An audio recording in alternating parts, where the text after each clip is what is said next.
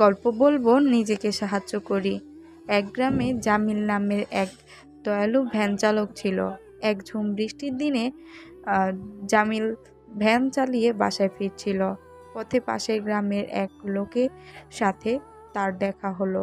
লোকটি জামিলকে বলল, জামিল ভাই, দয়া করে এই সবজিগুলো আমার বাসায় পৌঁছে দিবা? জামিল বলল, অবশ্যই, কেন দিব না। সবজিগুলো নিয়ে জামিল পাশের গ্রামে যাওয়ার পথে তার ভ্যানের চাকা কাদায় আটকে গেল। কোনোভাবেই সে চাকাটা কাদা থেকে বের করতে পারছিল না। হঠাৎ জামিলের মাথায় একটি বুদ্ধি আসলো। ভ্যান থেকে নেমে সে ভ্যানের চাকা ঠেলতে লাগলো। কয়েকবার এমন করার পর চাকাটা কাদা থেকে উঠে আসলো। জামিল আবার স্বচ্ছন্দে ভ্যান চালিয়ে পাশের গ্রামের সবজিগুলো দিতে গেল। আমরা শিক্ষা পাই, ইচ্ছা থাকলে উপায় হয়।